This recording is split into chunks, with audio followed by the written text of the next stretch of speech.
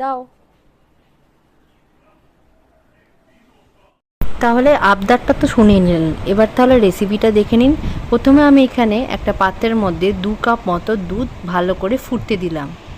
যতক্ষণ না দুধটা ফুটতে ফুটতে হাফ হয়ে যাচ্ছে একদম, ততক্ষণ পর্যন্ত কিন্তু দুধটাকে ভালো করে ফুটিয়ে নিতে হবে।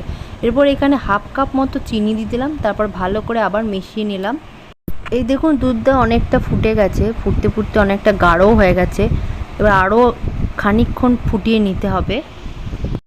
চলুন এদিকে তোশনির দেওয়া আমগুলোকে কেটে নিই। আমি একটু ভালোভাবে মানে একটু স্টাইল করে আমগুলো কেটেছি, আপনারা চাইলে নর্মালভাবেই কেটে নিতে পারেন। তো আমগুলোকে ভালো করে আমি ছাড়িয়ে নিচ্ছি, খোসাগুলোকে ছাড়িয়ে আমগুলোকে নিয়ে নিতে হবে।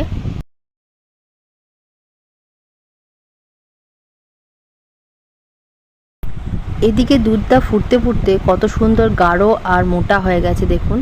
এরকমই কিন্তু গাঢ় হতে হবে দুধটা, তবে আইসক্রিমটা ভালোভাবে হবে। এরপর আমগুলোকে মিক্সিং জারে একটু পেস্ট করে নিচ্ছি।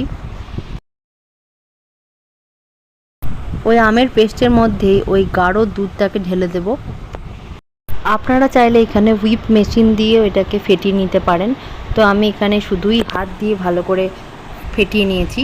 তারপর এখানে একটু ক্রিম নিয়েছিলাম 1 কাপ মতো, সেই ক্রিমটাকেও ভালো করে হুইপ মেশিন দিয়ে ফেটিয়ে নিয়েছি। তার মধ্যে একটু অল্প ইয়েলো কালার দিয়েছি, তারপরে ভালো করে মিশিয়ে নিয়েছি। এরপর ওই আমের পাল্পটাকে সাথে ক্রিমটাকে ভালো করে মিশিয়ে নিচ্ছি।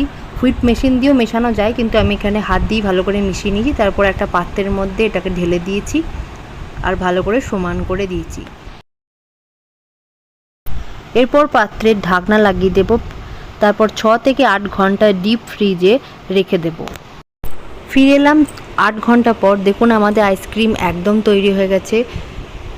আইসক্রিমের ভিডিও করার আগে আইসক্রিম খাওয়া হয়ে গেছে, সেটা দেখেই বুঝতে পারছেন। দেখুন কত সুন্দর আইসক্রিমটা জমে গেছে। তাহলে আবার কি, ভিডিওটা দেখে অবশ্যই বাড়িতে এই রেসিপিটা ট্রাই করো।